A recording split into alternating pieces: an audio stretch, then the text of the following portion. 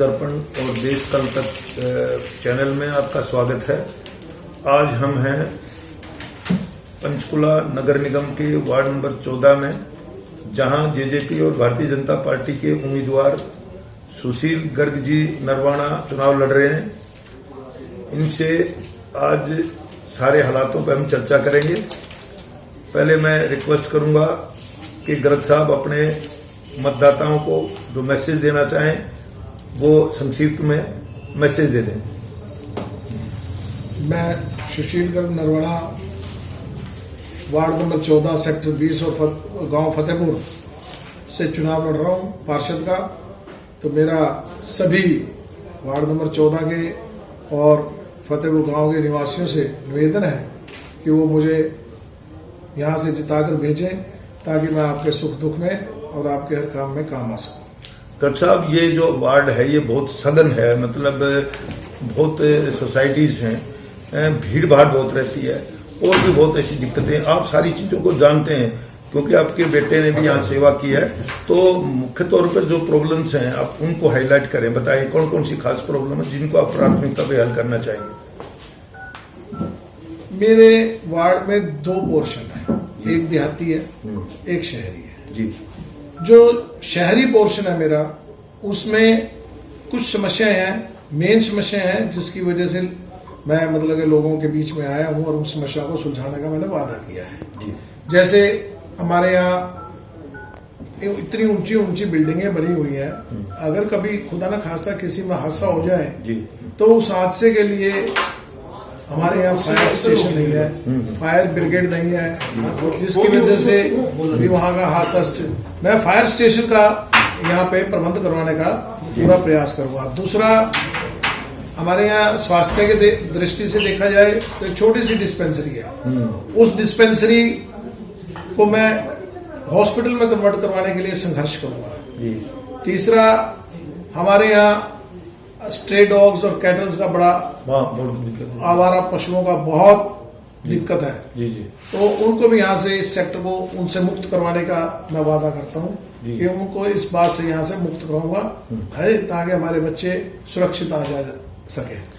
गर्ग साहब, इसमें एक बात और है कि आपका वार्ड जो है वो पंजाब के साथ सटा हुआ है, उसमें सुरक्षा को लेके और कई ऐसी चीजें होंगी जो आपने व्यक्तिगत तौर पे महसूस की होंगी। हाँ। तो क्या क्या ऐसी चीजें हैं जो इसके बॉर्डर पे होने का नुकसान होता है हमारे को यहाँ इस वार्ड में? बॉर्डर के होने का नुकसान सुरक्षा की दृष्टि से अगर आप कहें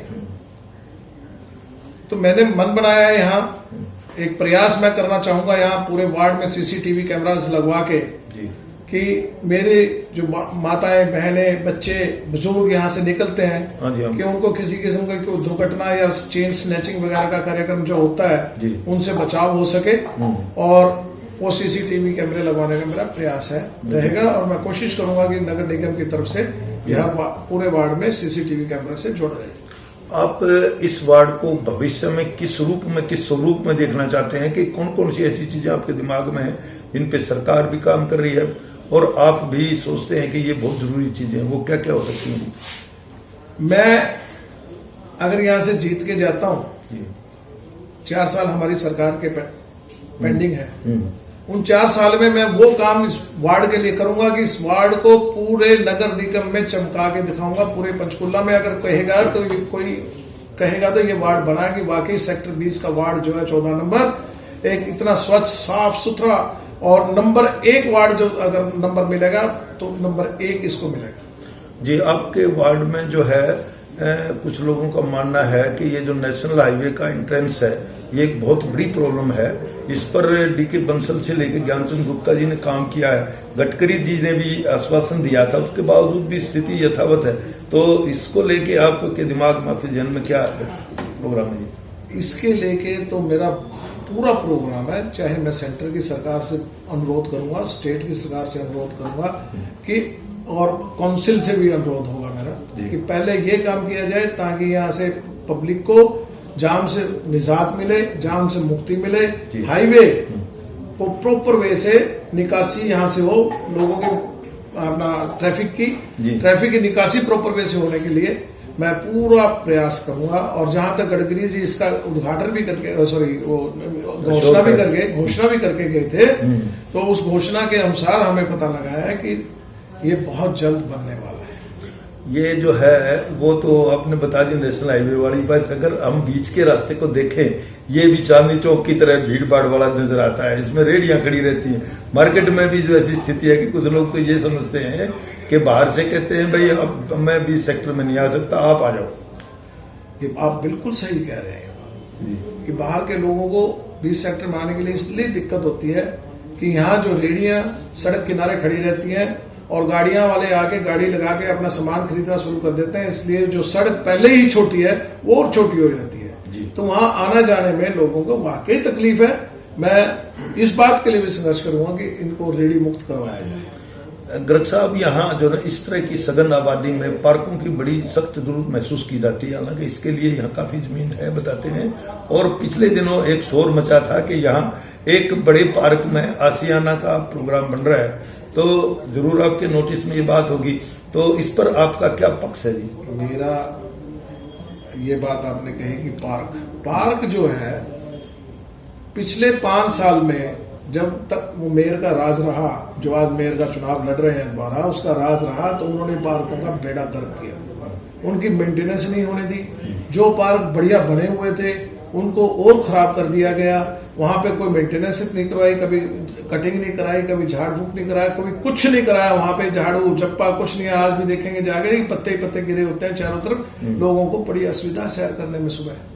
प्रधान जी, मैं एक बात और विशेष तौर पर महसूस करता हूं कि भारतीय जनता पार्टी और जननायक जनता पार्टी के प्रोग्राम्स में सभी के सभी वक्ता कहीं न कहीं इस पिछले गतिरोध को इंगित करके चलते हैं, उस पर स्ट्रेस करते हैं कि भाई मतलब मेयर जो है वो चिट्ठियां लिखती रहती थी, मेयर की तरफ से कहा जाता है कि ये काम नहीं करने देते थे।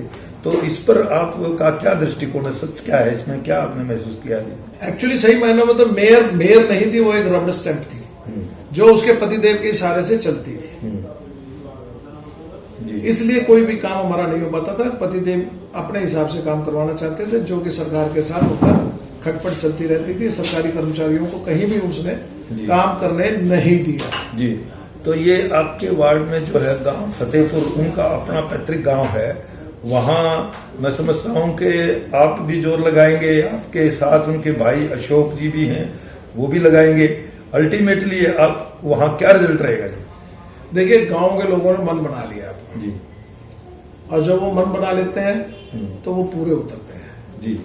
आज उन्होंने अपना मन, आज की सभा आपने अगर देखी हो, मैं उस सभा के बारे में बताना चाहता हूं कि उस सभा से लोगों के बीच में मैंने खुद बात की है। लोगों से मैंने हाथ उठवा के पूछा कि बताओ कभी आपके मेयर ने काम किए हैं जी? कभी आपके कहीं किसी पे दस्तक की है, किसी सर्टिफिकेट पे, किसी आपकी आधार कार्ड पे, किसी पेंशन के उस पे, कभी पीले कार्ड पे कोई आपने दस्तक की है? लोगों ने हाथ उठा के मुझे समर्थन दिया कि नहीं, आपने नहीं, आपके उसने नहीं, आपके बेटे ने हमारे मोहरें लगाई है, दस्तक की है। अच्छा, एक ये गर्ग साहब, आपके यहाँ सब्जी मंडी आपके चुनाव क्षेत्र में आती है, इसको सेब मंडी भी सरकार ने बना दिया। सरकार और मार्केटिंग बोर्ड तो इसको अपनी उपलब्धि बताते हैं। यहाँ के लोग जो है ना वो उस व्यवस्था से त्रस्त है। तो मतलब आप क्या समझते हैं कि यहाँ ये सी व्यवस्था बनी रहनी चाहिए? देखिए, त्रस्त इसलिए है क्योंकि सीजन के वक्त ट्रकों का काफी आना जाना होता है जी। तो हमारी मंडी बन गई, लेकिन ट्रकों के रुकने की व्यवस्था प्रॉपर नहीं है हमारे पास। पार्किंग की प्रॉपर व्यवस्था नहीं है जी। इसीलिए हमारी सरकार ने पिंजौर में सेब मंडी का निर्माण स्टार्ट हो गया जी काम। वो सेब मंडी का निर्माण पिंजौर में करवा दिया ताकि सेक्टर 20 पे इसका लोड ना पड़े जी। और सेब जितना हिमाचल का आएगा वो सारा वहां की वहां स्टोर हो गया। देखो गर्ग साहब, इस तरह का चुनाव हो रहा है, इसमें क्रॉस वोटिंग भी हो जाती है।